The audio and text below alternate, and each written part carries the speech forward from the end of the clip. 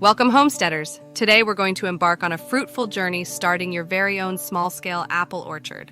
But before you find yourself tempted at your local nursery one fine spring day to buy some apple trees, pay close attention. Common pitfalls can be avoided with proper planning, beginning with your intended use of the apples. Intended use of the apples determines whether or not you can go with one self-pollinating variety, or if you need multiple varieties to cover a broad range of uses. It is most important that you think of which uses you cannot do without. You can possibly buy apples locally that are best suited for things you may do less often with apples. Are you craving sweet apples for eating, tangy apples for cider? Also consider baking, long-term storage, dehydration, canning sauce, jelly filling, traditional apple butter, juicing fresh or after storing for months. Some apples can serve several uses, however, study use and both ripening fresh storage times closely and you will be much happier later. Make a list of all apple varieties you can grow in your zone under their specific use. Include each one's ripening and pollinating times, and when they pollinate, and if they self-pollinate or need a pollinator. Now you have a fun puzzle.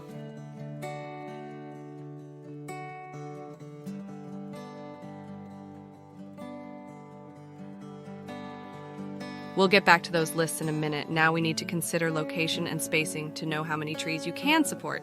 Apple trees need plenty of sunlight and well-drained soil. Standard trees need a distance of 15 to 20 feet from trunk to trunk.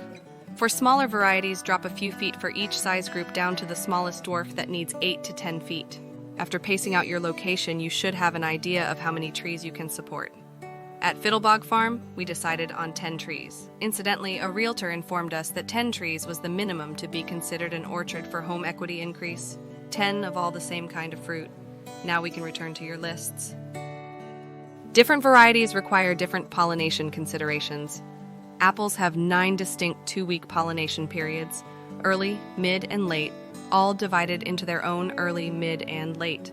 Each tree will do best with another pollinator in its own zone or one adjacent zone. Skip one zone and no apples, zilch, unless of course your most desired tree is a self-pollinator.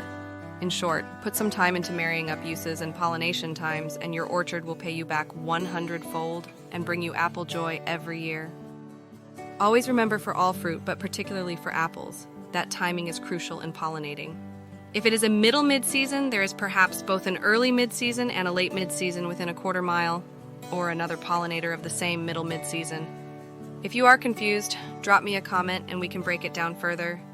Also, I will include a link to a helpful chart in the comments. With patience, care, and a little bit of know-how, you'll soon be enjoying your very own apples. Apple products will be in your pantry in half a dozen different ways and bring a great blessing to the health of your entire homestead.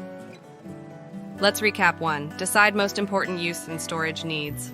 Determine how many trees you can support.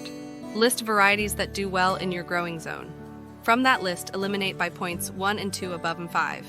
Coordinate your candidates by pollination requirements.